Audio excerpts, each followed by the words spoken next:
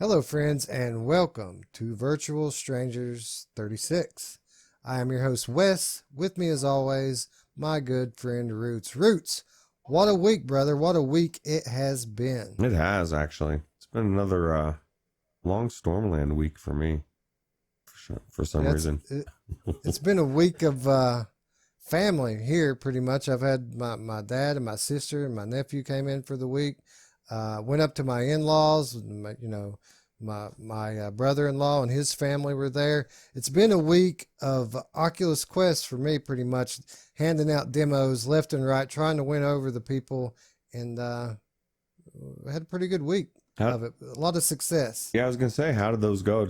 Any interesting experiences with in-laws? I know my sister said she's gonna be buying my nephew, hopefully he's not watching this, Quest and for Christmas, and then my boss said he's asked his wife for a Quest as well, and so I thought that was kind of cool. I'm not going to go into specifics just for the same reasons that you just said.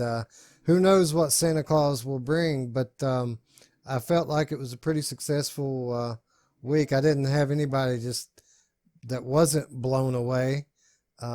Pistol Whip was my go-to this week, and people were loving it. Really, some Pistol Whip. I need to get back into some Pistol Whip. My legs are finally back in shape and ready to go. So, And other than that, we were on VR365 this past Friday. Anthony was gracious enough to have us on. If you guys weren't able to catch that, I'm going to go ahead and link that down in the description. So after you finish up here today, go back and check that out. We had a lot of interesting topics and had a pretty good time on 365, right? yeah, it was good. Thanks, Anthony. I really appreciate you having us on your show, and hope to get you on here as well pretty soon. Yeah. The only thing that sucks about doing a show like that on Friday is we pretty much did our show before we did our show on Friday, but that's okay. There's plenty of VR to go around. And the first topic we're going to touch upon today is actually something that we touched on VR365, and that's Beat Saber. You know, even though we talked about it quite a bit, I feel like there's a few things that we didn't touch upon quite as much as I would like. So we're going to just quickly recap what happened with Beat Saber this past week. Oculus has acquired the Prague-based Beat Games, which of course is the studio that brought us Beat Saber. We found out about this from a blog post by the new director of content from Facebook, Mike Verdu, who said that what the community has come to love about Beat Saber will remain intact. So let's just start with that, Roots. Basically, Oculus pays this undisclosed amount of money. They go out of their way to make sure that the terms of the deal will be undisclosed. We will never find out what the actual deal is. But basically what they're saying is that not a whole lot's going to change at Beat Games. They're taking a hands-off approach. They're just giving these guys monetary support, any kind of support that they can lend from a distance, but they're just going to let those guys go be themselves, support their game the way that they see fit. And they're also promising to support all platforms as they have up until this point. Are you buying that? Oh, what a nice company Facebook is, like they have such a good heart. No, I don't buy it at all. And I think anybody that buys it is, drinking the Kool-Aid. It's so bizarre because why, why would they invest unless they've got something? There's a reason for it. They could sit back aside from maybe keeping Sony from buying it. But and then two, why would they do an undisclosed amount? Like, if it was something that wasn't, I'm pretty much a big amount that would make people think, why the hell would they spend that much money and not make it exclusive? I just think that people are going to wake up to Beat Saber 2 and it's going to be an Oculus exclusive or something of that nature. I just don't. I don't buy that it's not going to affect anything. Everything's going to stay the same. We just wanted to help them out. Yeah, that's really the odd thing here, because it's not like we're talking about some studio who's put together some awesome open world action adventure game. We're talking about Beat Saber here. And when you start thinking about Beat Saber and what it is, it's kind of hard to fathom where they could go with it. What does Oculus think, that they're going to come up with a bunch of great new features for a sequel? I really don't see that happening. Do you think they're going to come up with a new concept for a new kind of game? I mean, these guys have pretty much been a one-trick pony to this point. So from that standpoint, it's kind of hard to see where they're going with it. Yeah, it just is weird.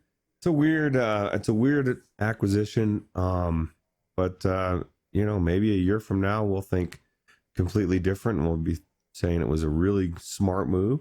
I mean, with the knowledge we have, we just don't know. Maybe they are working on a different type of game. Maybe they made Beat Saber and they thought we can do something that's even more revolutionary than slice and blocks, and they'll make Audica look like a joke. Like, who knows, man? I mean, I doubt that, because Audica is so good. But I'm a little biased about my little baby there.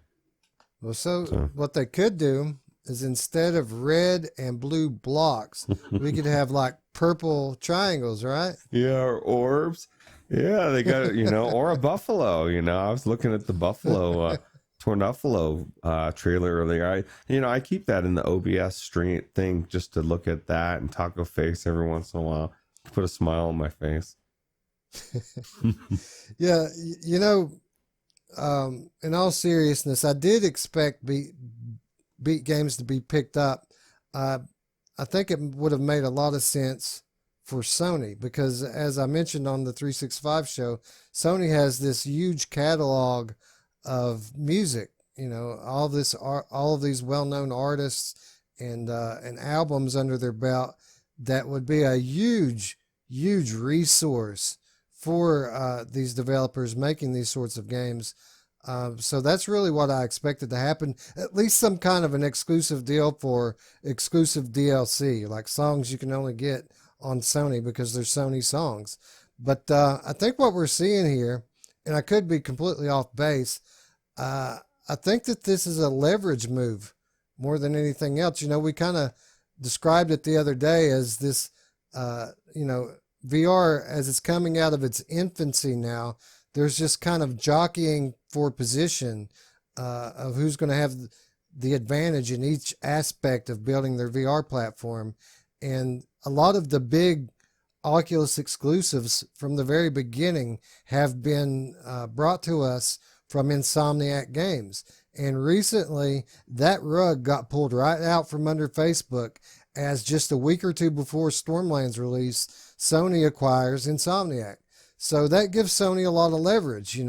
They have basically bought the rights up to this huge IP that Oculus hadn't even launched yet.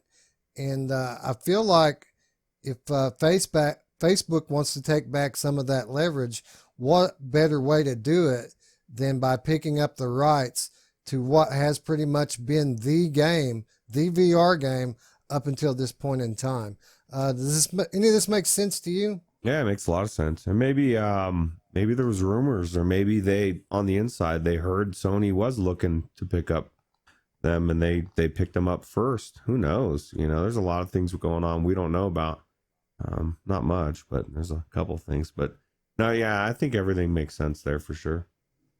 Yeah, and I think we can debate and speculate all day about the why, but I think the real story here, and the real thing to take out of this, is that we should be excited. We should be excited that the Facebook dollars are still rolling into VR. And so much, 2019 has been an epic year for VR, and pretty much the vast majority of the advancement of the platform this past year has been built on Facebook dollars.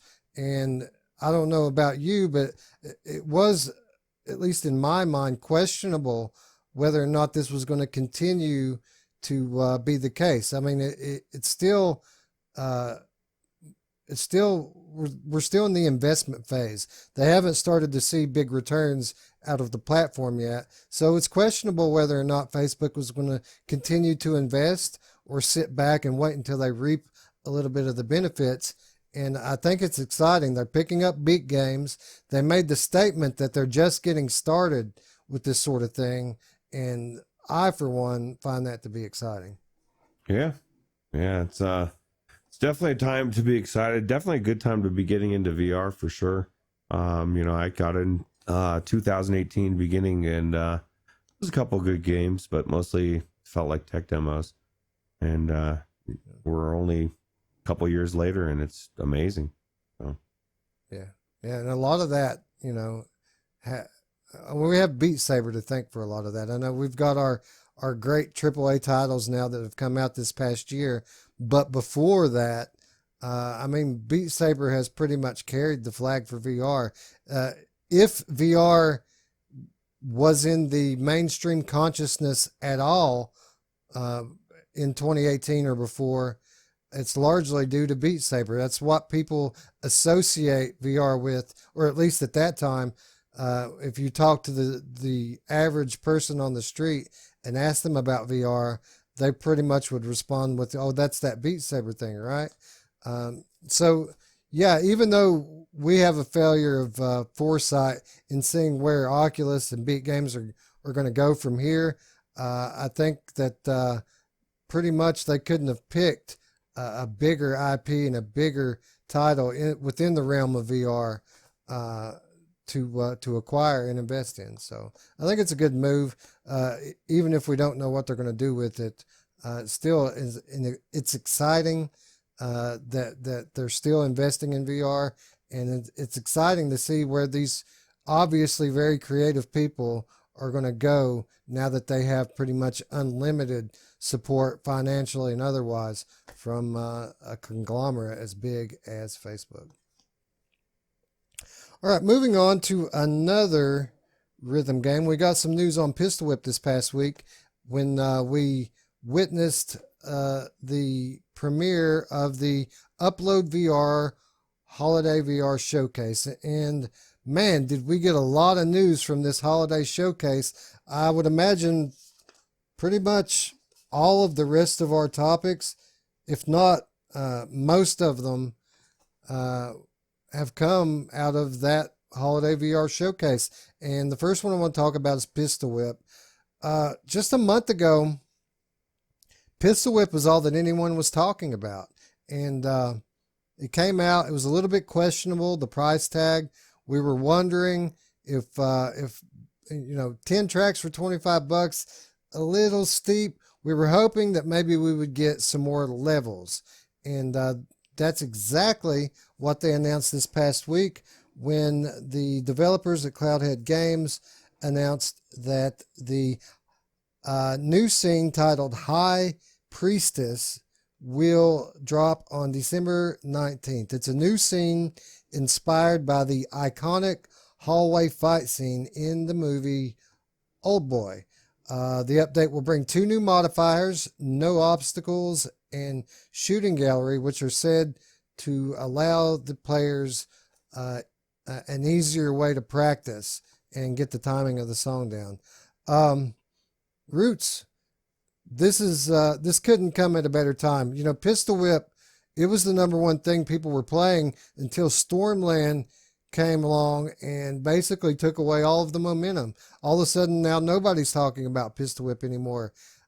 So I think this is a good move from these guys. Even if it is just one track, it's a good way to get themselves back in the consciousness, get people back in their game, and get people talking about Pistol Whip again. What do you think? Yeah, especially since they should be done with Stormland by then, or at least it's definitely will be not as big.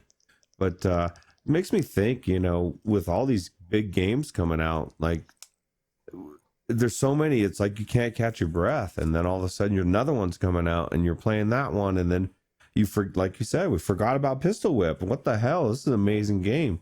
I mean, it's good for my thighs. It gave me a couple weeks for the really rust them, and I think I should be good because, man, I've never had sore legs like that from a game. Box VR, I guess, is the closest one, but no, I'm kind of excited to check out this new level for sure. And it's one month, man. 1 month, and they're already putting out something new. So all those people that thought it was overpriced, man, what were you thinking? It's crazy. Yeah, it's not just the one track either. They also said that, quote, beyond December, we plan to add more free scenes, modifiers, unlockables, achievements, and even an expert difficulty. Ooh. Also, right. Like it wasn't hard enough. Yeah. Improvements to the Deadeye modifier are also in the works. So they're going to make the Deadeye mode better in some way, which is good because that's really my goal, is to get to the point where I can play on Deadeye.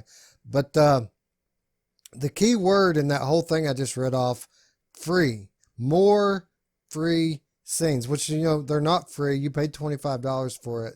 But apparently track 11 isn't going to be the last one that they add in with your initial purchase. And I think that is just awesome. It's just what we wanted, right? This is what we said we wanted when it came out. It looks like they're going to give it to us. Have you not done a Deadeye on normal or whatever? No, I tried Deadeye my first time into the game. I went straight into Deadeye and tried it 3 times and was like, nope, not today. We'll come back to this when we get a little better. See, no, I haven't.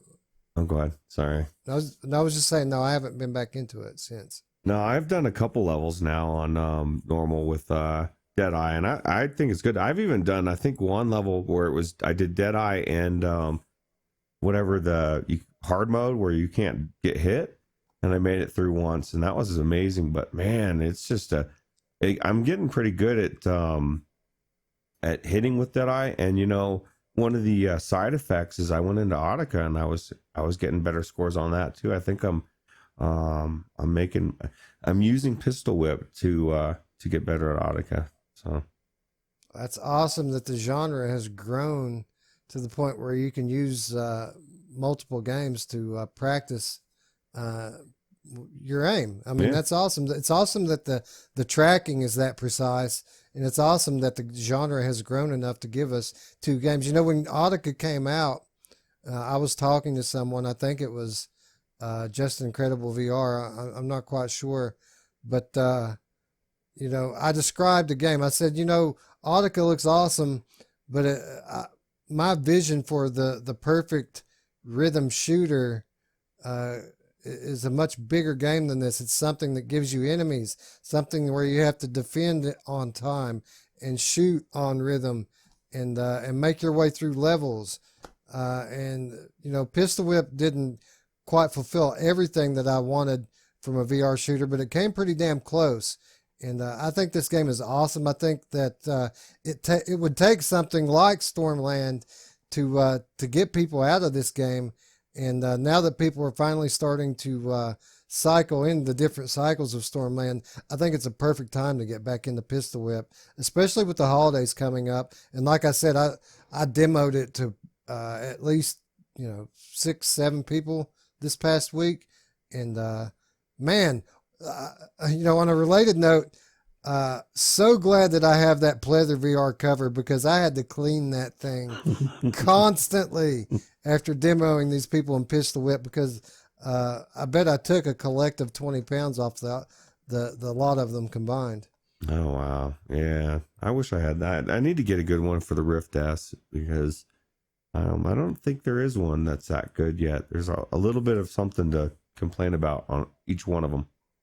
So. Yeah, well, I mean, there's the one from AMVR is the one that seems to be the one people recommend at this point, but I'm not quite sure if the AMVR one is going to if it's any good. It's got mixed reviews, and I have trouble throwing down the cash to pick up something that I'm not exactly sure about. When already my my Rift S is very comfortable as it stands, you know. Yeah. Anyway, moving on. Pistol Whip, the first of the holiday VR showcase titles that we're talking about, but nowhere near the last. We also got an extended look at Phantom Covert Ops. You know, we saw some footage of Phantom Covert Ops a few months back, but the footage that we had the footage that they showed at that point was Oculus Quest footage. This past week, we got to see what this game is going to look like on an Oculus Rift, and pretty noticeable upgrades in visual fidelity. It says that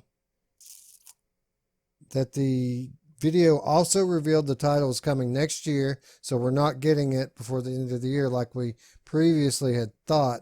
But it looks like they put quite a bit of effort into making sure that the Rift version is a real upgrade and not just a Quest port. And Ruuts, well, first of all, props to them, right, for doing that. Not every title does that. My hopes for this game have gotten a little bit higher since the holiday showcase. What about you? Yeah, it looks amazing, actually.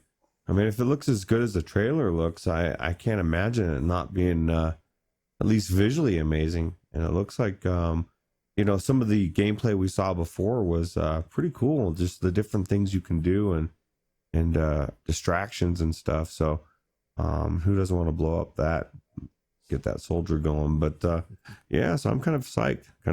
I like the change, you know, the whole canoe or you know, being on a canoe while you're being a sniper. It's pretty cool. Yeah, they spoke about that canoeing specifically. It said after lengthy prototyping and researching of various ideas, the team discovered that a kayak works incredibly well because your movement is entirely controlled by what you do with your arms. So we can really give the player really precise and tactile control over their actions without ever breaking their immersion, which is important, I think, in a game like this, where it seems like you're going to be spending most, if not all of your time in that kayak. And, you know, we were recently in a game similar to this with the Journey for Elysium, where it was pretty good, but far from perfect. A lot of room for improvement over the Journey for Elysium boat. And it seems like they may have nailed it here. Yeah, it seems like we're getting a lot of stealth games, right? This is like quite a few. Is this going to be another genre that 3 months from now we're going to be like looking at, you know, taco face version of this or something, you know, like some ridiculous, a million of them, we need to stop type of stealth game. I don't know. Yeah, I had similar concerns actually, because, you know, stealth is very, I'm coming to learn that in VR, stealth is very difficult to do. It's to do correctly, I guess I should say. It's easy to make a stealth game. It's very difficult to make a fun stealth game. You know, I've played these games like Aspire 1, and again, we're going back into that on the hard mode, and we're going to play completely through it for an upcoming review. But my initial impressions of Aspire 1 had a lot left to be desired. And even in a game like Intruders, which I really enjoyed, I enjoyed it mainly for the story. I felt like the stealth stuff in that game was largely frustrating, and if I could have skipped it, I would have. Really, the only stealth game that I can recall in VR that I really enjoyed the stealth aspects of is the Persistence. That game frightens you. There's serious repercussions for being detected by your enemies, and it makes you want to be stealthy. It's not that the gameplay is designed for you to act in a stealthy way, but it makes you want to use stealth just to get through, because you don't want to have to deal with the bad guys. So yeah, I'm absolutely concerned here. This game looks awesome, but really it's going to come down to the gameplay here and whether or not they were able to nail the stealth element. And not only that, you know, Aspire 1 looked awesome too, didn't it? But we're living in the age of the Asgard's effect, and you know, that's going to apply here too. Do you think the Asgard's effect may have the same effect here as it apparently has had on games like Aspire 1? I hope not. You know, I think the biggest thing to take away from that for devs is, like you said, the gameplay. You know, like it's not only Asgard's Wrath looks so beautiful, but you know, the quests and just everything. The melee is on point. The climbing feels good. The, you know, just everything about it. It's super polished, and it's just across the board. Same thing with Stormland. You know, even though people are not liking the cycle thing so much, which, you know, some people like that type of game, some people don't. But again, it's super polished. So as long as they can not only make it look good, they can make it feel good, make the gameplay feel good. I think they're good. I think that the devs need to start focusing on that more. We get it. You're in VR. Oh, it's amazing. I'm in the world. I get to see it, get to have hands. You know, I get to climb. Now give me some good content. Give me some good gameplay that feels amazing. So, yeah, I think that's an important thing to note, that this is an entirely different situation, even though there are those other similarities. First of all, this is coming to us, at least in part, from Oculus Studios. This is an Oculus game, and everything they've given us has been absolutely awesome. And also, where even though this is a stealth game, there is the fact that you're in a boat, you're in a kayak. It's completely different than these other stealth games in that way. And who would have thought, Roots, that the one thing that we initially laughed at when we first saw the trailer for this game might be what saves it and might make it the best stealth game that we've gotten from VR this year. yeah, I mean, it's doing exactly what we've said before, you know, thinking outside the box, bringing something different to the table. I mean, I've never seen, that's why we laughed, because we thought, wow, a kayak and a sniper. But then you see the footage and the gameplay, and you listen to them explain it, and like you said, you nailed it. Oculus Studios is not only good, but they're getting better. Every game gets better and better and better, just like anything would, you know. So I think it will be a really good game. So yeah, I think I'm very optimistic about this game. I think that like we said, Oculus Studios keeps knocking it out of the park here. This footage looks absolutely awesome. It is something different, which is very important at this stage. And again, it's all going to come down to the gameplay. And I've got a quote on that as well. When they were talking about the gameplay, it says, Phantom is identical in the most important area, gameplay, on both the Oculus Quest and the Rift platform. When it comes to visuals, however, we wanted to make the most out of each of the headset's unique strengths. So we're delighted with how the game is looking on both platforms. And you can check out the latest trailer to see for yourselves. And they're referring to this trailer here that we're looking at. So obviously, they've got their head on straight. They understand that gameplay is the most important area, and they're not just taking a pass when it comes to the graphics and the production values either. I think that this is going to be a true high quality, maybe even a AAA level experience. Yet another one coming from Oculus.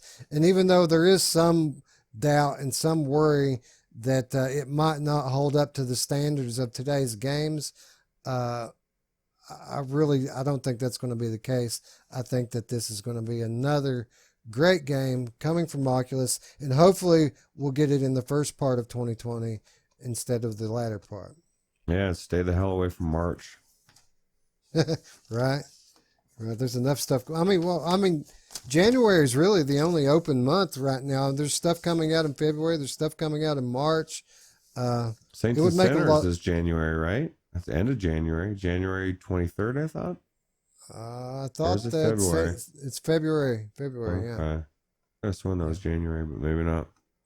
Yeah, I think it's at the end of February, Saints and Sinners. And maybe Onslaught. Which did Onslaught give us a straight up date? I don't think they did they? Nah, I think my memories just got Swiss holes like Swiss cheese. I trust your memory more than mine.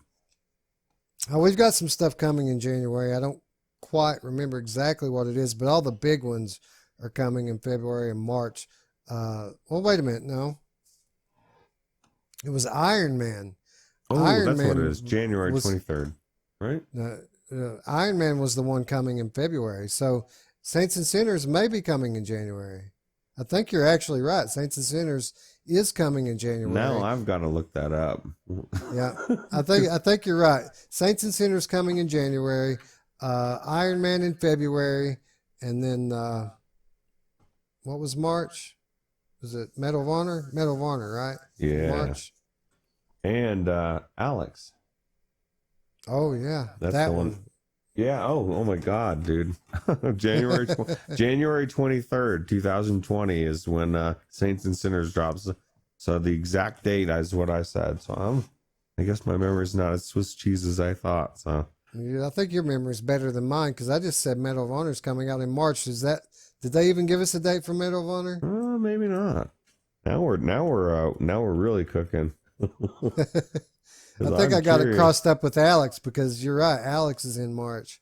Yeah, that's why I was saying stay the hell away from it for sure. You release in March.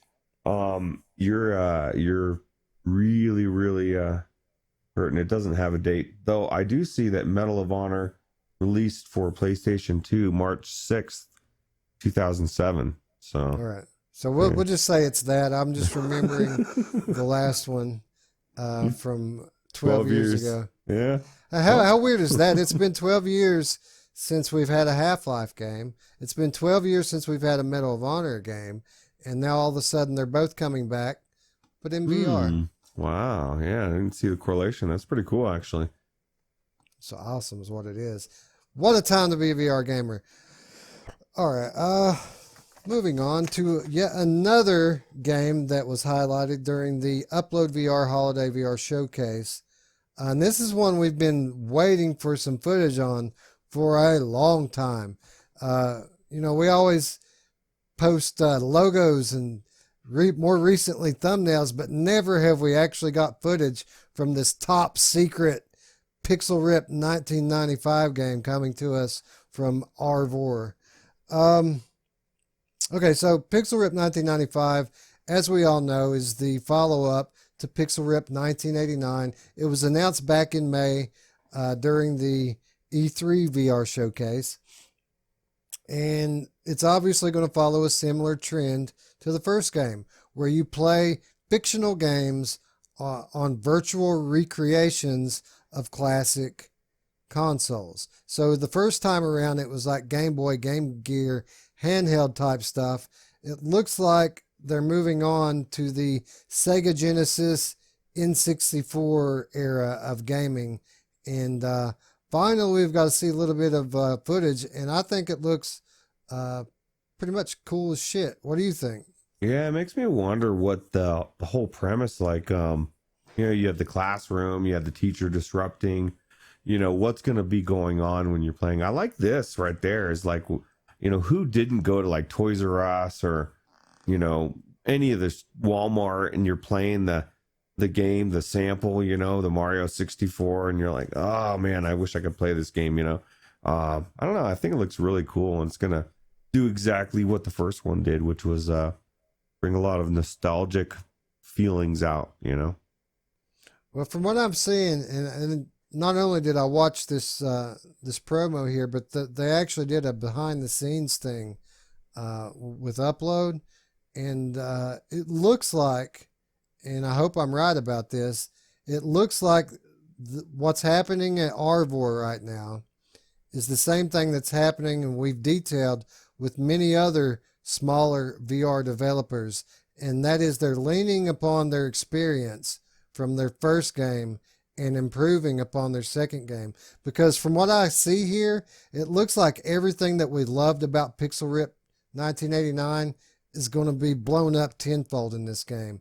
It looks like there's a lot more diversity in the levels and a lot more diversity in the gameplay, and it looks like they're really, even the nostalgia factor. I'm seeing a lot of my favorite games being called back. When I look at this trailer and look at some of the footage, I see Castlevania, you know, I see a lot of stuff that I really, really have always wanted to experience in VR. And it seems like the set pieces are going to be much bigger, and it looks like improvement on every level to me. Yeah, it does actually. And my biggest thing is I'm watching this trailer. I just have to say, Arvor Games, Anthony, that's the Black Friday company for Oculus to pick up. Arvor Games. I don't know why I didn't see it yesterday, but who doesn't pick this company up is going to be like, fuck, man, we should have picked them up, because this looks like the second version's already, like you said, thinking outside the box from the first one. And what could they do with Oculus money, you know, like, or Sony money? You know, I just said it's definitely a good developer, good company. Yeah, I think that you're absolutely right here. If this company had some real money behind them to really develop these games into bigger, longer, more epic story campaigns, could you imagine like a full-on 8 to 10 hour story campaign set in like these retro gaming style worlds? I mean, not only does it appeal to us, but I mean, we pretty much are the picture of your common VR enthusiast right now. We all came from this era. So if they really produced a AAA experience based on these same premises that this game and its predecessor were built on, man, that could be a huge hit and really a revolutionary game for VR, I think. Yeah. Yeah, I think they could do a lot of cool things. I mean, I'm really excited to see this, and we don't have to wait that long. Only about 3-4 months, maybe 5 months, the most. Yeah, yeah. Well, I mean, they said I don't think they gave us a spring, right? Spring 2020. Yeah, I figured June is summer to me, so you know. Yeah, it's totally summer, right? It's even May. May is summer.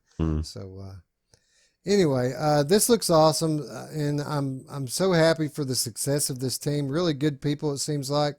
Ana Ribeiro, especially the one who came up with this concept initially, seems like a really good person, someone who deserves all the success she's getting. How cool is it, by the way, that there's a flux capacitor in the logo? Did you ever notice that? No, I didn't. That's really cool. Yeah, it's just another one of these little Easter eggs that this game has really become known for. They're all through the game, all these little Easter eggs, but they use like a Saved by the Bell style logo with a flux capacitor for the X, and it's really cool. Well, now that you say flux capacitor, you've put in my head that I'm not going to be happy until I have a 14 to 20 hour campaign game, when I'm keep looking over and I see that next to my head as I'm blasting through space and time. But look at that. That's Saved by the Bell with a flux capacitor for an X. And it's really cool because, you know, flux capacitor, what does the flux capacitor do, Roots? Takes you back in time to hang out with Screech and Slater and Zach. Right. Yeah. But yeah, it's the flux capacitor is what makes time travel possible. And obviously that's what they're trying to do with these VR games, is make time travel possible. So yeah. It's really, it's clever. It's just another one of many things that the team here has shown their, another example of their creativity, I guess I should say. Okay. But anyway, you were alluding to the story here and what the story might be. The synopsis here is: to save multiple dimensions, our hero Dot, so Dot from the first game, recruits the help of David, and that's who you're going to play.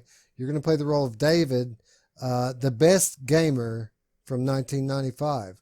Face challenging throwbacks to all of your favorite 16 and 32-bit classics while surviving the struggles of the typical 9-year-old. So it seems here you're going to be playing the role of a different child. Obviously, they had to do that because it's further along in time, and they're going back to the really cool hook from the first game, where this is a game within a game. So not only are you playing the game, but you're also trying to dodge the teacher, your mom, whatever kind of dangers, whoever might catch you playing your video game. You're still going to have that level of distraction going on, which is a really cool hook from the first game, and I'm glad to see that they're bringing it back for this one as well. Yeah, I think everything about this game should be pretty good.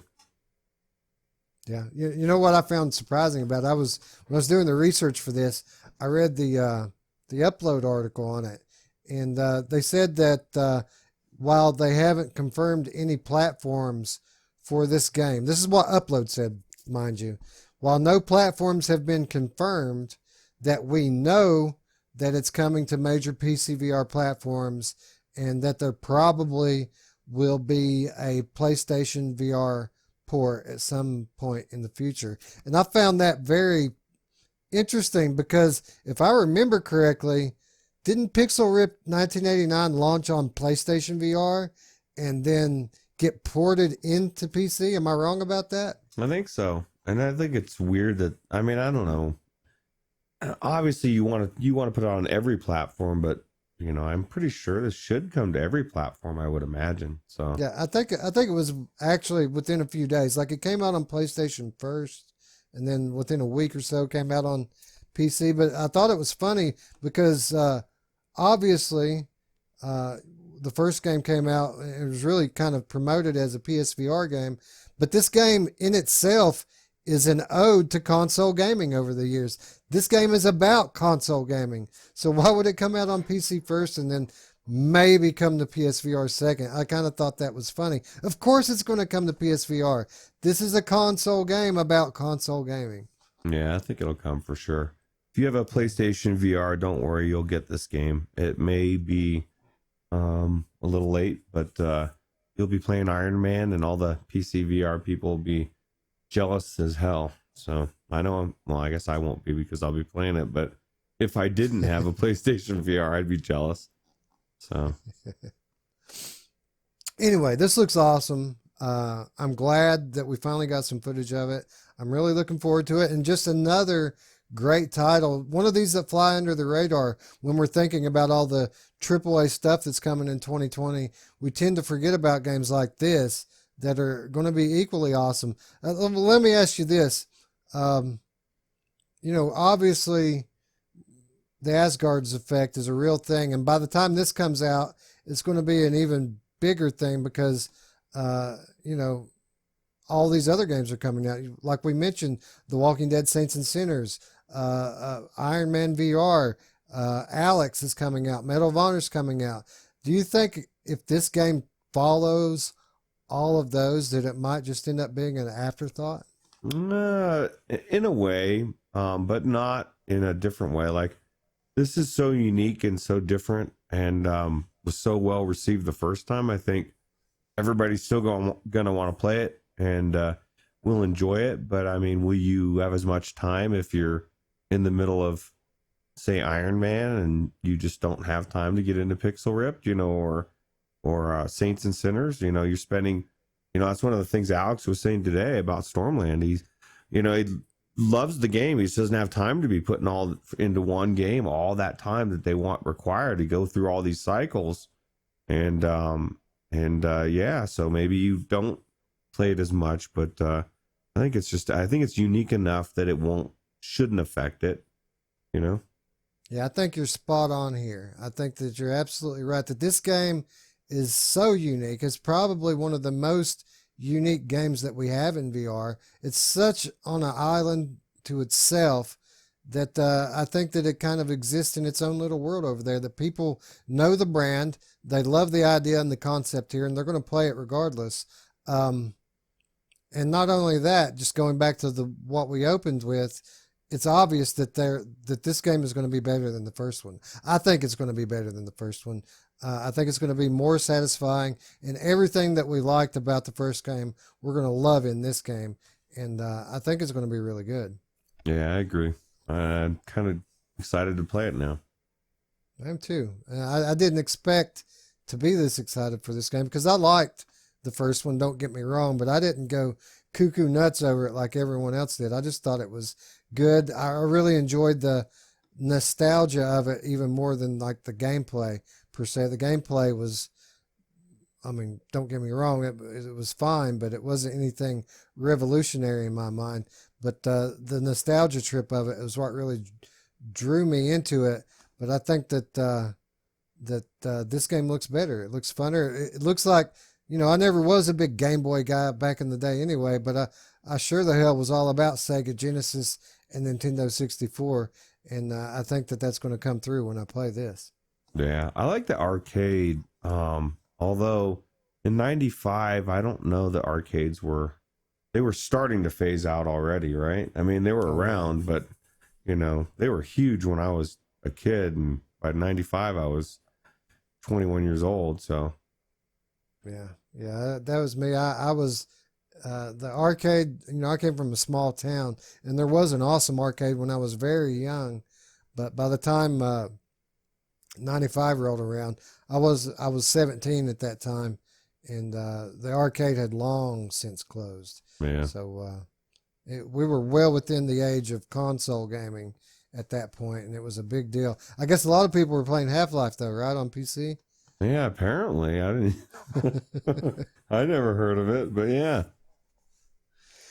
All right. So I guess that's enough about Pixel Rip 1995. An absolutely beautiful game from an awesome dev team. We're looking forward to it. Spring 2020 can't get here quickly enough. All right. So this next title that I want to talk about actually has some things in common with Pixel Rip 1995. And I'm talking about the way that we came to know about it. We also learned about Down the Rabbit Hole during the E3 Upload VR showcase.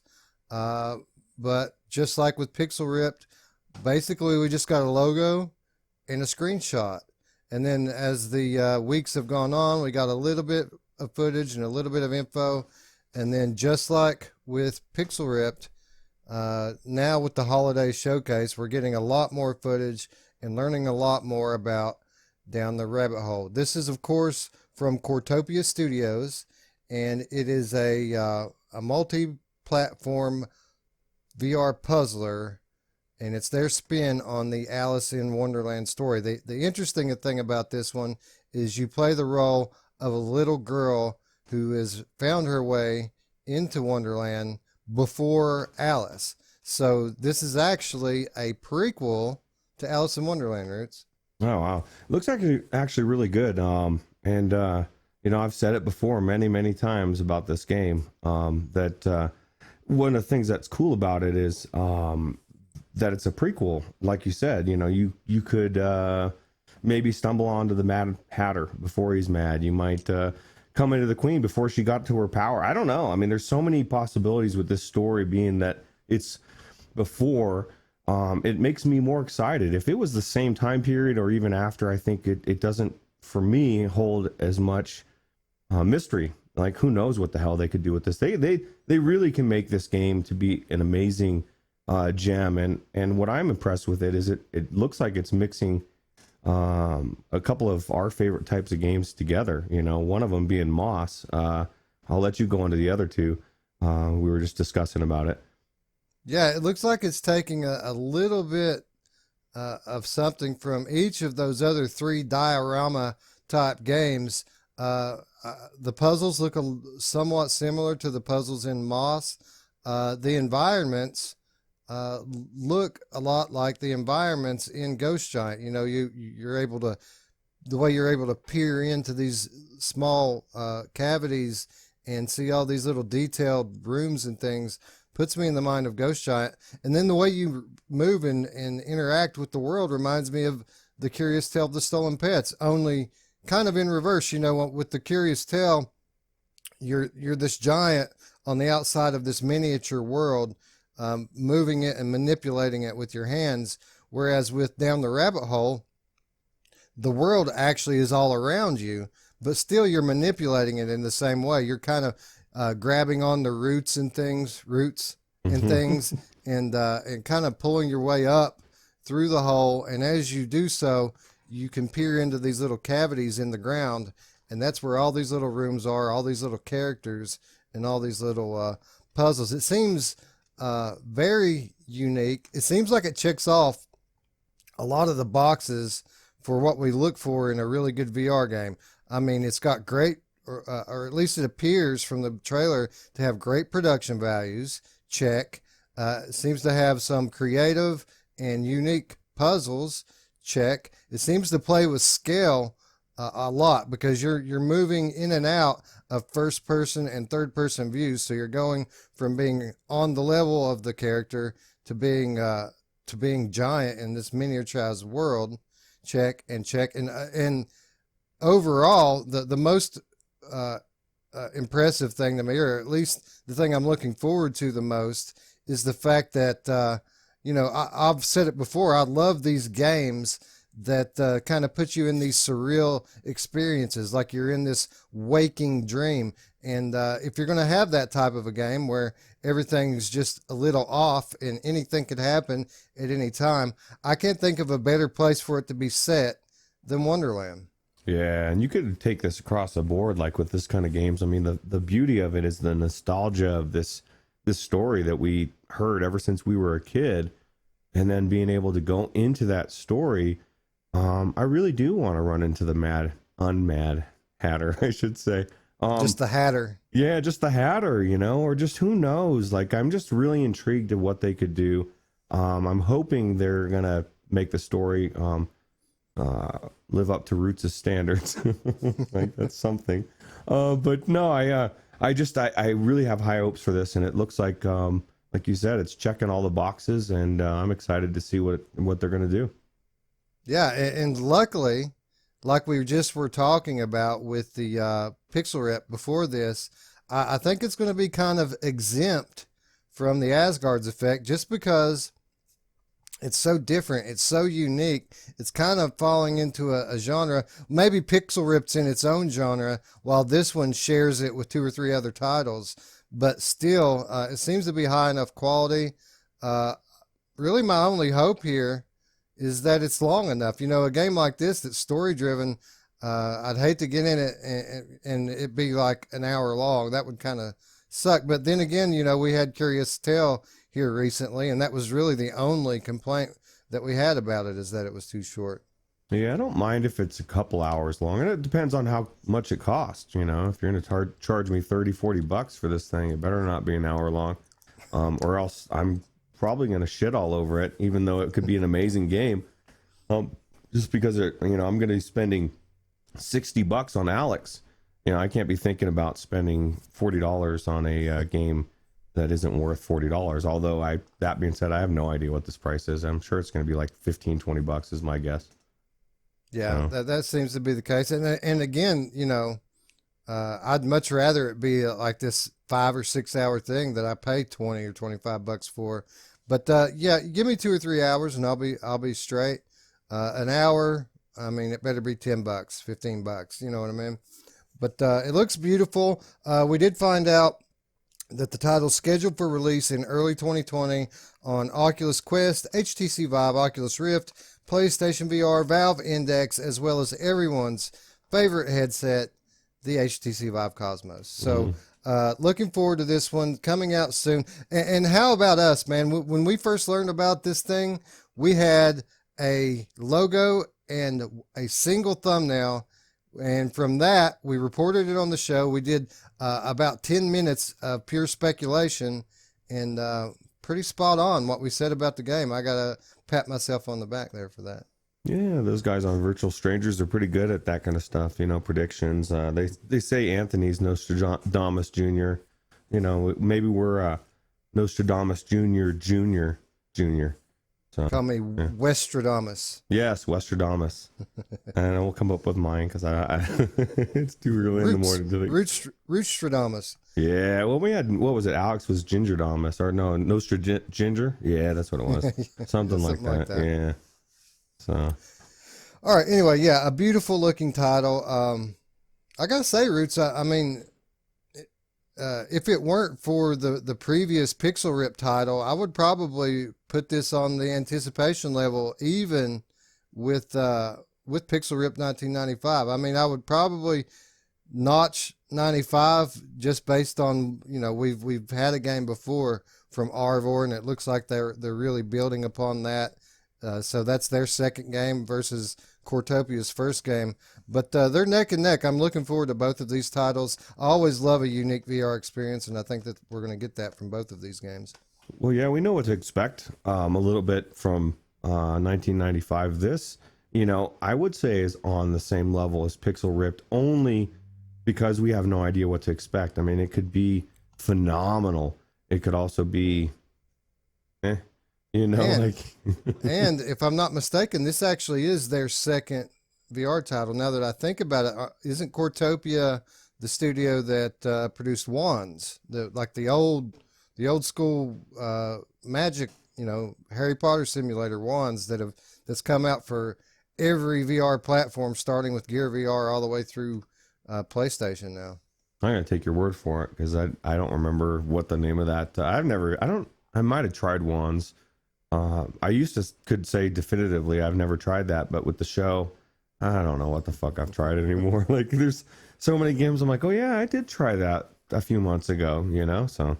Right. Well, the point is that I think that they've got some experience to build upon, and as we've explored in recent weeks on the show, that's pretty huge. People who have prior experience in VR seem to be growing by leaps and bounds, or at least many of them are, and yeah, this appears to be no different. This looks impressive, to say the least. Yeah, I agree.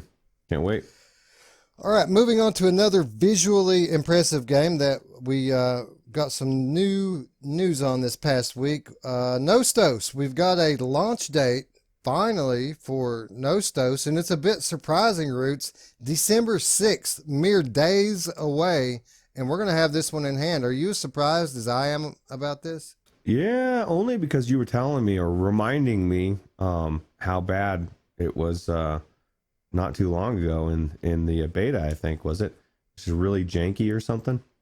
It had some performance issues, and I didn't take place in the beta, but this game is so beautiful and so impressive looking that I did when they had that beta.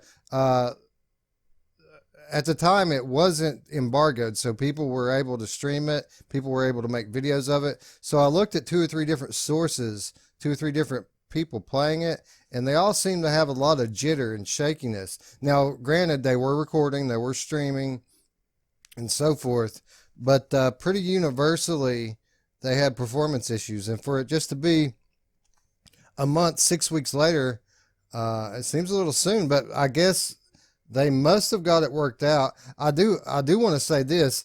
How awesome is this launch trailer, man? This looks like a legit AAA VR game trailer. If we're just judging by the quality of the trailer, this thing looks outstanding.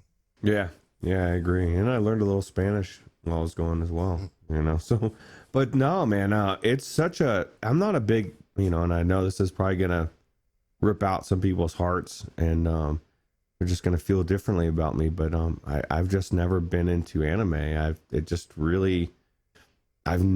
look at it and I don't get the appeal. It's like, usually for me, it's like, oh, get away from me.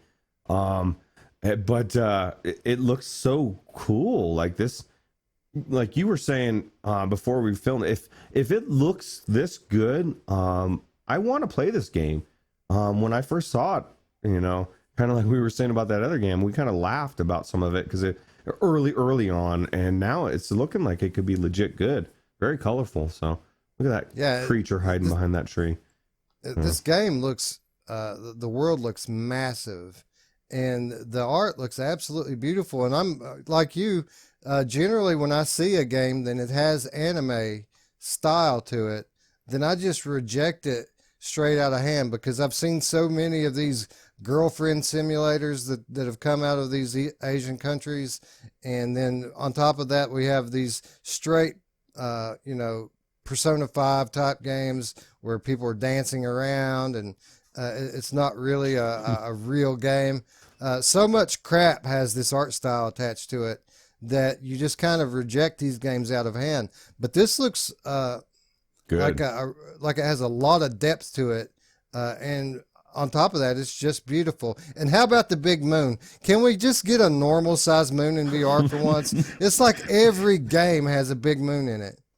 Yeah, I agree. Well, it's that scale thing, and it's like you wanna be able to look up and say, "Oh, wow!" I mean, I would be more impressed if I looked up and saw Saturn, or if I saw a big jellyfish going across the sky.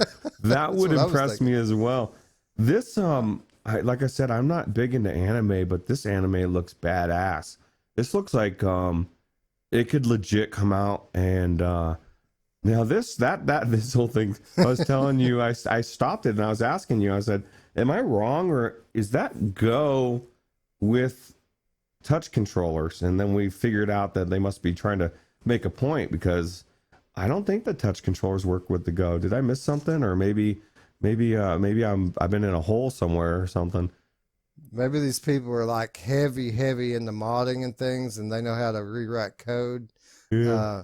But I felt sorry for the kid, because they both of them have the old school CV1 touch controllers, and they give those kids those cheap ass plastic WMR controllers to use with his jacked up headset, whatever it is. It's probably some kind of cell phone VR, who knows. Yeah. But the parents seem to at least have it made with all Oculus stuff, Yeah, well, at least they're, like you were saying, that they're making the point that there's going to be a lot of cross platforming, and I'm just excited to see it, because like I said, it's not my genre, the anime, and because the initial trailers were not bad, but just not blown away. It just wasn't really on my radar, but it is now, especially since it's 5 days away.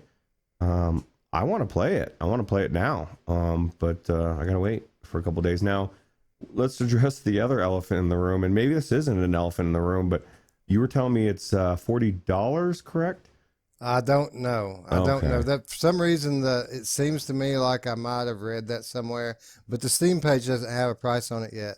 So I don't know. Maybe it's not $40. Maybe I'm just confusing it with like Last Labyrinth or something similar.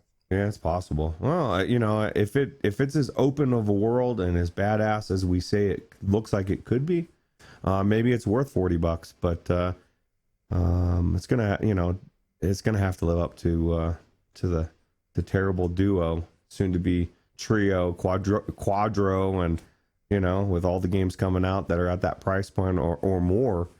And that's one of the things we'll have to address in a future episode is when do we start seeing the games go to 60 consistently? Because I think we're not that far away. We're far. I mean, it's probably not at least a year, but we're creeping up on it. So, at least the good games. Yeah. Well, we asked for it. This is why we've been trying to recruit people into VR from day one, right? Is so that we can get those games. That's the whole reason why we want our neighbors, our brothers and sisters and friends to buy headsets, is so we could make the platform profitable, so that we could get AAA games. And we all know AAA games cost $50 and $60. So we're asking for it, and I'm completely fine with it as long as crap isn't way overpriced. Those are the types of games we want, right? Yeah, I want to look in the back and see that bunny thing just kicking back, my friend, just chilling. This looks exciting. I want to sacrifice the bunny thing to the jellyfish god in the sky. Yeah, who doesn't, right? That was my second thing I want to do is throw that bunny up there and watch him scream. Look at that. It's a dinosaur. Yeah, that looks cool, man. Like I said, this looks like it's going to be just a sleeper out of nowhere, blow everybody away, just because the art style is so amazing looking. And I'm hoping the graphics look as good. Now, when you watch those other videos, as far as besides the jank, were they like oohing and on about how good it looked, or were they like? Well, I don't remember what the people were saying about it, but it looked like this. I mean, it really did look like this. It was just jittery. It looked like playing Fallout 4 before you started tweaking your settings. You know what I mean? It was rough. Okay. But graphically, yeah, it looked like this pretty much. Oh, nice. Well, and obviously it's co-op, so you had me at co. So Yeah. finish me with op. Yeah. Cross-platform, flat. You know, you can play flat. You can play VR. I mean, there's really? a lot. Yeah, yeah. That might be the success of this, because there's so many people that are into anime, especially the Japanese, Chinese. They really love anime, and so if we can get a good base in this could be an amazing game. Now you're really getting me psyched, Wes. Yeah, it looks cool, right? It looks. There's a lot to like here, but there's a lot of red flags as well. So I wouldn't pre-order it, but I'm definitely got my eye on it. Yeah. Well, maybe we'll get an advanced copy, or at least a copy, the review. That'd be nice from the devs. All right, so let's see. What kind of info did we get on this one? Nostos, developed by NetEase Corporation, contains an open world where elements of Oriental animated films are incorporated. The simulation of a real physical environment, a giant and seamless world map, free movement systems, and Oriental animated film art style are unique to this game. Players will play the role of an explorer in Nostos to adventure, combat, build up, and save the world with their partners. A variety of terrains, miraculous ecological communities, and meteorological system, special doomsday costumes, as well as a realistic combat experience will offer players extraordinary and immersive gaming experiences. Wow. Sounds awesome. I need a cape like that kid's got. I think I would command a little bit more influence if I had had a cape. Yeah. That's a well, side. It said that we get it said that we get special doomsday costumes. Oh, maybe whatever that means. Yeah, maybe you get one. I would love. Maybe I'll wear that cape when I'm, like everybody wore the. I'll tell you what, the devs give us a key. I'll wear a cape for my video. For sure, especially if this thing really is $40. Yeah. I'll wear whatever you want, bro. $40. Yeah, hell yeah, dude. That's what I'm gonna start doing when we monetize and we have a Patreon and all this other shit like everybody else has. I'm gonna start. What's Wes wearing today? Goes to the highest bidder. Yeah, that's dangerous, man. We might get cross-Justin Wes, or who knows, man. Well, that's the only reason we're in this is for money, right? Yeah. Oh, yeah, dude. It's all about that. It's all about that green. Yeah. All right. So moving on, we're quickly approaching the bottom of the list here. Just a couple more titles to go. And this next one, I just really want to mention quickly. We've already talked about it at length on this channel, and I'm talking about Ghost Giant. And the only reason I'm even bringing this up because I've played through this completely on my channel. Link is in the description. I've played through this completely on my channel. Did we even do a review on this? I think we did, didn't we? I think so. Yeah, we did. I know we talked about it in length at least. So I'm pretty sure we did do a review. Yeah. This is a great game. It's very story driven, light puzzler, environmental puzzler. One of those diorama type games that we were talking about earlier with Down the Rabbit Hole. A bit of a depressing story, but only because it tackles real world issues, real world problems, and quite touching at the end, right, Ruuts? Yeah. Now this is Quest coming out for Quest. Is it coming for PC as well? No word on whether or not we're getting this for PC, but we did just learn, very surprisingly that this is coming to Quest. And the reason I say that is because this was a PSVR exclusive and it just came out, 6 months ago or less? Yeah. See, I'm asking because I don't have a Quest, but this is a game that I didn't finish the whole game. I would be interested in playing it on the PC, not only for graphics and everything, but I felt like this was one of those games where I felt limited in the PlayStation environment, and it's not that they didn't do a good job with it. It just If I remember right, sometimes I would move and things were a little bit weird or something, but I Yeah, just well, what it was there was definite issues with tracking outside of a very small area. Like I even had to bring my camera down, uh, uh, basically on a low level. Which, in fairness, they do tell you to do this as soon as you start the game. They tell you to bring your camera low, uh, uh, in order for the game to track optimally. But even when you do that, you're still, when you're reaching up in it or reaching out, you know, at arm's length, it kind of, it's like there's an invisible wall up. And even though your hands over here, that's right. your in-game hands won't go all the way out. So yeah, that was the first thing that popped in my mind. Now visually, this thing was, I mean, I don't know how it was on the Slim, but on the Pro, it was perfect. I can't imagine being on PC it looking any better than it looked on the PS Pro. But as far as tracking, that's the whole draw for me here in having the Oculus Quest. Is there were areas of these little worlds that I didn't get to see as well and interact with as much as I wanted to. And I feel like having the tetherless headset, having the perfect inside-out tracking, that I'm going to be able to manipulate things that I wasn't able to do on the PlayStation. Yeah, I agree. And wouldn't that be horrible, like a nightmare, if you went in there and it was the same limitations? Because that is a possibility. If they just took it and moved it straight over, even if you had better tracking, you could still be running into those same walls, which I'm guarantee that that's not the case. But well, 99% sure. But that would be such a oversight, man. Yeah, well, there's like, you look in these bodies of water and there's shiny things at the bottom that, you know, if you could just get your hand down there, it would let you pick them up, because that's how you interact with things. If it's shiny, you can grab it. Yeah. And you see these little things in the water, but your hands won't go to where they are at. And it makes you just wonder, you know, what's down there? What, how could I screw this game up if I could just get my hand on that? This actually looked pretty good on the Slim, if I remember correctly. I can only imagine how good it looks on the Pro. So being able to super sample it, or even, you know, I guess we can't because it's not for PC yet, but even on the Quest, I guarantee it's going to look amazing, because it did look good on the Slim. And, you know, so.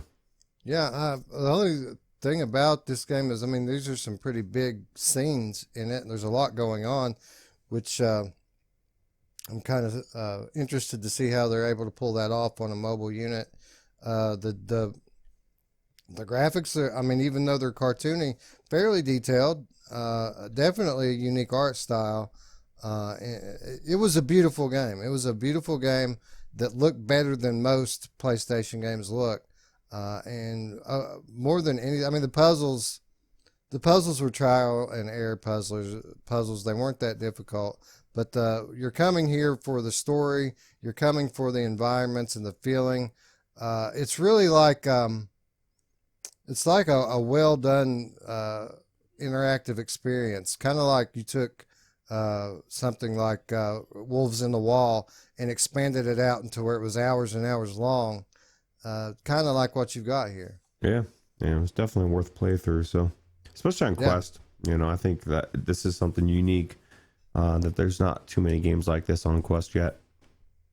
Again, another perfect title for Quest, because again, the Quest, the purpose of it is to hook new players. And I think this game absolutely fits the bill. You could put someone in this, whether it be your parents or even your kids, and it shouldn't even matter that they haven't played any kind of video games before. As long as they can grasp the touch controllers and use their hands, then this game's going to be very intuitive, and that alone makes it a perfect demo, in my opinion. Yeah, I agree. And like I said, I would love to try with touch controllers. I think that would open it up for me. So, yeah, I mean, who doesn't want finger control, right? Even if it is just finger and thumb. Yeah, it's funny. Isn't that funny? Like now, like for so long, the touch was the shit. You know, ooh, I got finger control. And now people with index are like, you just got finger thumb, dude. I got 5 fingers. Can you flip me off? I got all my fingers. Yeah. That's great. All right. Well, anyway, that's all I really wanted to say about Ghost Giant. It's a beautiful game. Price tag a little iffy, but it does have a profound story. It's a great demo, which I think is really the bottom line when you start talking about Oculus Quest titles. So definitely a recommend on our end, and definitely looking forward to seeing how this game ports. All right. Anyway, that's going to bring us to our final game of our news segment. And it's a game we've known about for a while, and we've always kind of wondered, when's it finally going to get here? And I'm talking, of course, about Boiling Steel from Mirrorwind. These are the developers behind Guns and Stories Bulletproof, a game I haven't tried, but as far as I know, it's generally well received. Have you ever tried that one, the Guns and Stories Bulletproof? It's in my library, but if I did, I popped in and popped back out. I didn't really try it too much.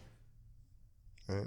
Well, been looking forward to this one for a while because, we always thought that it looked good. That was the general consensus, is this game looks pretty good. Now, that said, that was through the lens before the Asgard's effect took hold.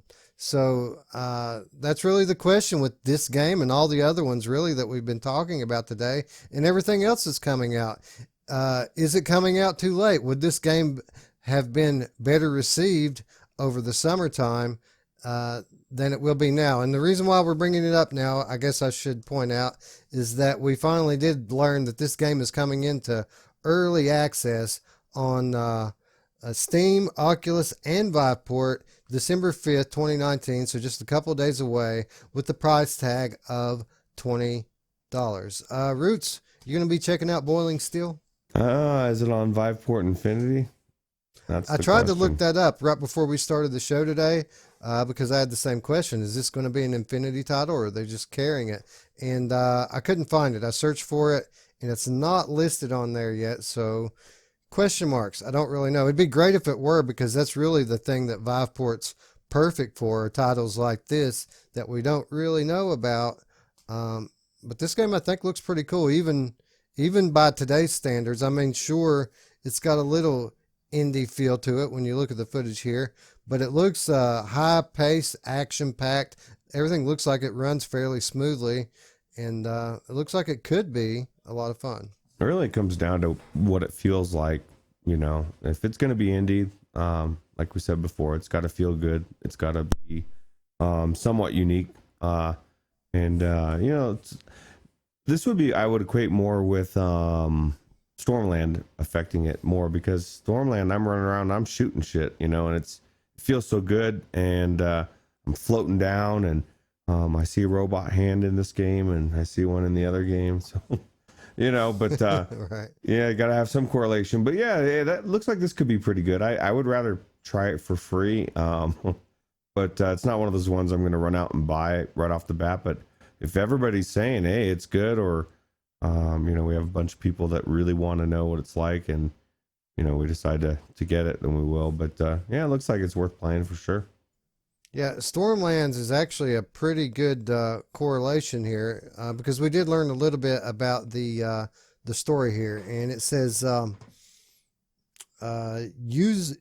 utilizing the ability to transfer the consciousness of a human into a robotic shell. So it's kind of like the same concept from Aspire 1, where you're actually transferring your consciousness into a robot. Hazardous work in mines and factories could be completed with no danger to the workers. But when radical fanatics with unknown motives launched a virus into the system, paradise went up in flames.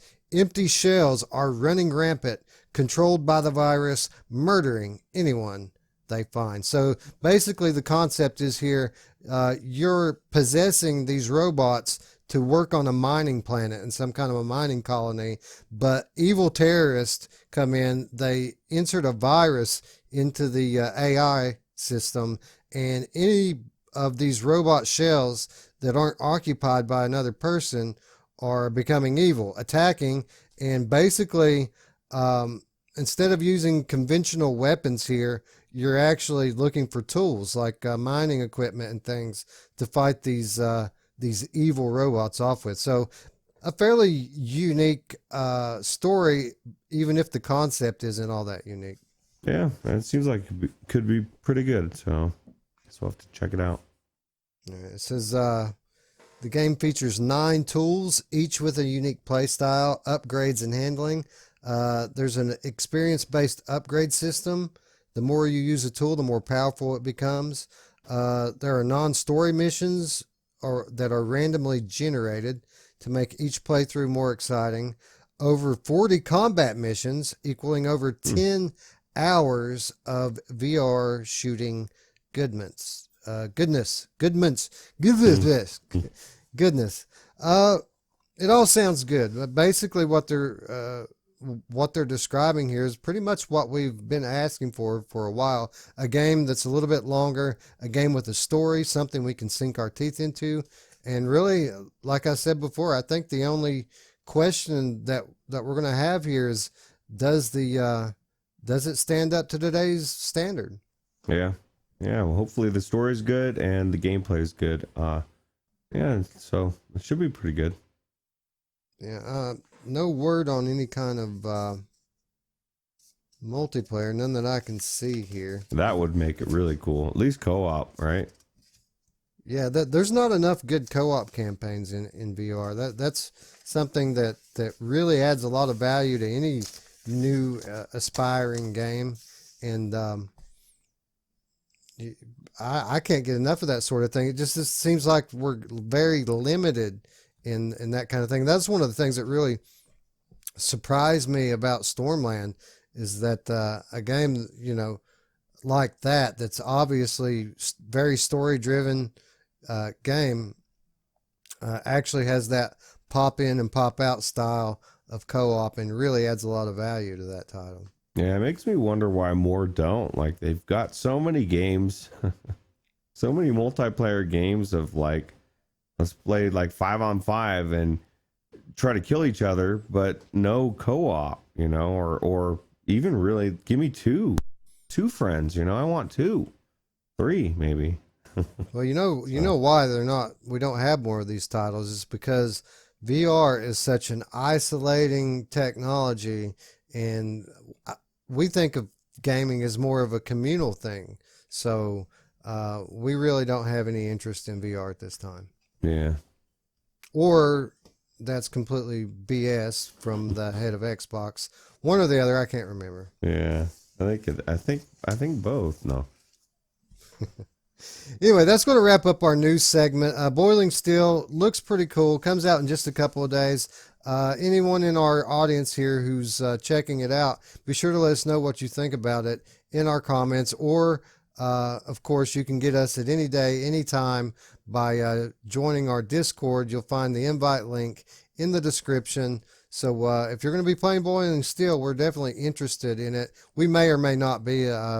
Only time will tell. But definitely interested to hear what people think about it. Yeah.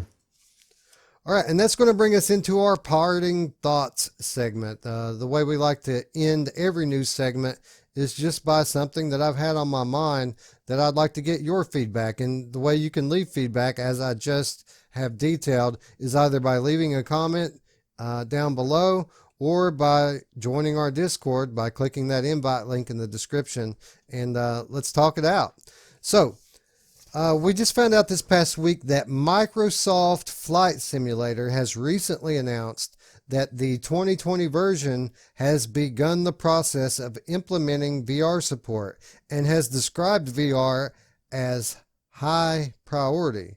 And this seems very reactionary, and it's a total 180 from years past. They've never really said that VR was all that important. That anytime that they've been asked about it before, it's always been kind of like, yeah, maybe, but they never really seem to elaborate on it more than that, and it never seems to make its way into the final bill. But now, all of a sudden, it's high priority to get VR into their next version, and it's a little bit odd how quickly they've changed their tune. Anyway, this is Microsoft Flight Simulator that we're talking about, and it appears to take the opposite stance than the stance taken by the Xbox head in recent days. On top of that, we know that first-party software support for PlayStation VR has seemingly declined over the last 6 months, and even the head of Nintendo has recently made statements to assure people that they are not falling behind when it comes to virtual reality.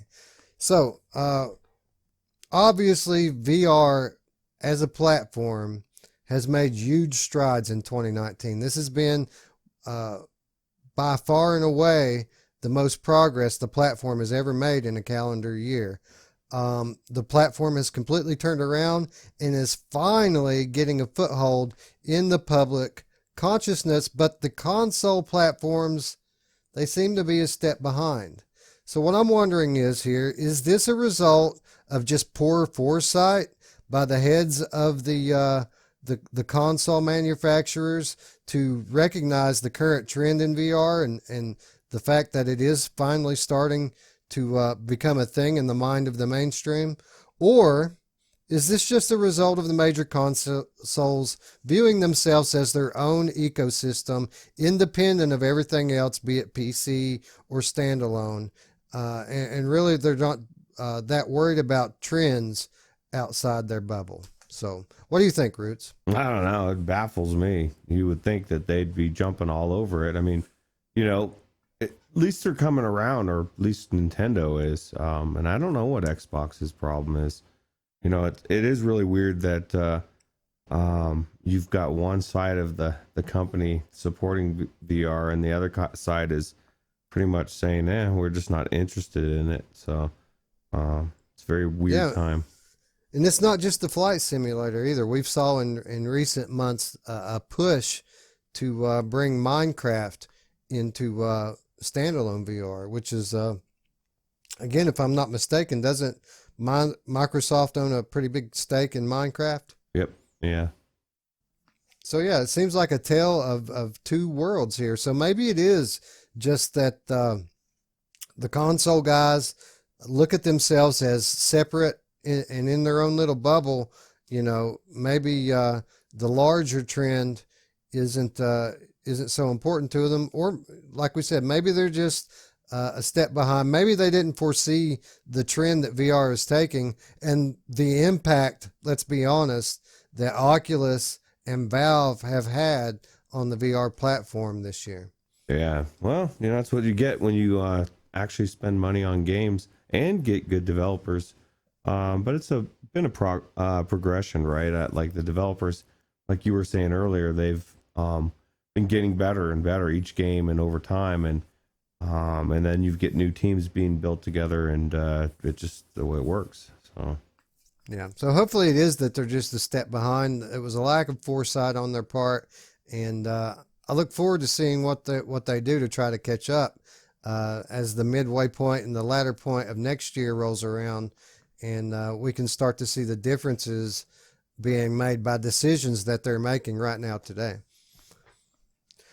All right, so that brings us to our final segment, everyone's favorite segment, and that is the Monday Show. And now, before I go on to detail what we're going to be covering and talking about on the Monday Show this week, I want to talk to you guys about a very special Monday Show, and that will be our final Monday Show of the year. As I've just mentioned, and as we've pointed out many times on this program, 2019 has been the most epic of years for VR. We really are starting to come into our own now, and it's because of all the great things on the hardware front as well as the software front that have happened this year. So our final Monday Show of the year, we're going to be taking a look back at 2019 and celebrating this most epic year in VR. And we're going to do so with our most epic episode that we've ever had in the history of our channel. So we're going to go back. We're going to recognize all of the best games from all of the best genres on every platform. And we're going to be celebrating some of the larger news stories outside of software. And we're going to have a party. We're going to give away games left and right. There are going to be codes hidden throughout the video that you can find, and we're going to give away codes in the chat too. And we mentioned on the VR 365 show this past week that we may be dropping codes into the chat, And I did read a few comments that people made that maybe that's not the most fair way to go about it, because he who types fastest always wins. So maybe we'll look at doing it a different way. Maybe we'll just draw names, whoever happens to be in the chat when we're giving away a key. We'll just put their names into a random selector. You know, they have these websites where you can just go on, type it in, and it'll pick one randomly for you. Maybe we'll do that instead to make it a little more fair. But the point is, we're going to be having a big party, a big celebration. We're going to be giving away tons of VR games, but we need your help. And that's why I'm bringing it up today. We need your help. We don't want to be your run-of-the-mill end of the year awards show, giving away awards to all these generic categories. So what we're asking from you is to join our Discord. Once again, invite in the description. You'll find a category in there or a channel dedicated to these categories that we're going to be giving awards away in. And we want some outside of the box categories. I think one of them we called the Oh Shit Award for the scariest moment in VR. And then we had another one called the Headache Award for the most frustrating puzzle of the year. Things like this. This is the type of stuff that we do here on the Virtual Strangers channel. And what we do better than anything on this channel is include our community. So we're asking you, what categories interest you? We're going to take suggestions for a week. Next week, we're going to take nominations. We'll have our categories selected. We'll somehow list those out in the Discord, and then we'll let you guys give us feedback as to who you think should win in each category. And even if someone else has nominated your game, please nominate it again, because if everyone's choosing the same game, obviously that's going to influence who wins in the category, right? So it's kind of like a nomination process. It's kind of like a voting process. But what we need from you right now are some off-the-wall categories. Let us know what you think in the Discord. Now, for those of you who want to help otherwise, maybe you've got some spare game codes lying around that you have no use for, games you already own, and you don't know what to do with those. Well, give them to us, and we will give them to someone in need during the episode. Again, this is going to be the last Monday show of the year, and it's going to be our most epic Monday show yet. Roots, the more I think about it and the more I plan it, the more excited I'm getting for putting this episode together. What about you? Yeah, I'm excited to see the categories people come up with, because you're right, there's some good ones, and I want to see different, so there's a lot of award shows out there, a lot of categories that are very generic, and we're going to do our best to not have those in anywhere near our show. So yeah, that's again, those are the two things we pride ourselves most on in our on our channel, is one, doing different content from everyone else, and two, involving our community like no one else. And that's what we're always going to be focused on doing. And whether we have 500 subs or 5,000 subs, we're always going to try to get you guys to participate in our community and in our content. So definitely, if you haven't already joined our Discord, do so, and come and help us plan a party. It's your party too, right? It's not just ours. It's everyone's party. And this year, this 2019 deserves an epic send-off. Yep, that's right. All right, so that's going to bring us to Monday show 16. I would say tomorrow, but as most of you know by now, due to technical difficulties, it's actually going to fall on Wednesday. Hopefully you haven't been able to tell too much, but this episode that you're watching right now has actually been filmed over 3 different sessions due to technical difficulties, and we're just kind of trying to melt it all together into one seamless thing. But due to the delay in this show going up, we're also going to delay the Monday show. You're going to find that on Wednesday. And this Wednesday, we're going to be talking about a few different things. Roots, what's the first thing we're going to be talking about? First game we're going to be talking about is a game called De Leon. And I don't know what's the rest of it actually, but I know it's Legends. Yeah, Legends. Oh, it's a pirate game, and we actually got advanced copy to this. I guess what the alpha build.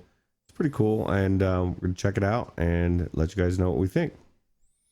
Yeah, so we're going to have a experience in VR. Yeah. And we're going to detail that experience for you. Again, an alpha build here, a very early version of this game, but it just so happens that these very cool developers are actually local to Ruuts, and they've been very kind in reaching out to him and very kind to us in giving us early access to their game. So the least we can do is check it out, give our impressions, and let you guys know what they're doing well, even at this early stage of development.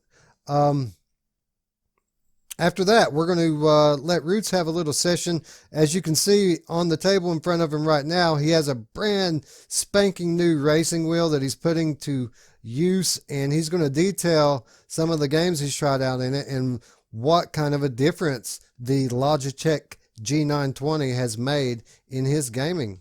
Yep. All right, then we're going to wrap it up. Well, we're going to wrap up our game segment by detailing our experience. Ruuts has never played Farpoint co-op before, and he just got his brand new Pro. He's loving the single player campaign, which is epic, you know. But there's a lot more to this game than just that epic campaign.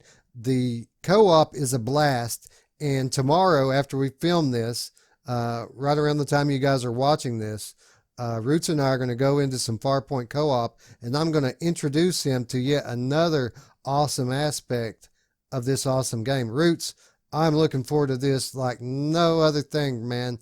I've been talking to you about this for months on end now, and finally, we're going to get in for some Farpoint co-op. I know. I kind of dropped the ball. You kept telling me you didn't want me to see too many of the enemies, and so that was what we were waiting for. But yeah, I'm really excited too. Looks cool.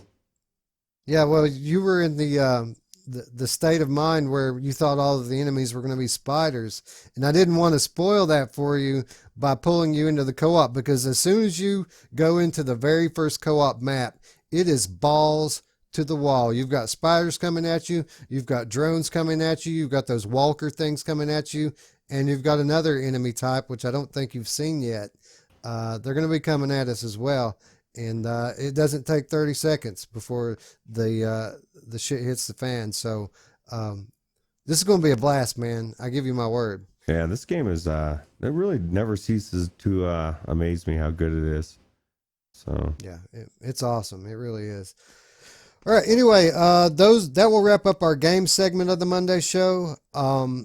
And then we're going to move into our topic, and it's going to be our same topic that we always come into at the end of one month and the beginning of another. We're going to look back at the games of November 2019. We just talked about what an epic month or an epic year that 2019 was. I think November might have been the most epic month out of all of them. Am I wrong? I feel like every month gets crazier and crazier. You know, it's like I don't know. November definitely was, and I think we're going to be feeling that way for the next few months. So, yeah, it definitely seems like there's been an escalation since summertime with PCVR specifically. It just keeps getting better and better and better. And it makes you wonder what December has in store. And we're going to, as always, we're going to be previewing December as well.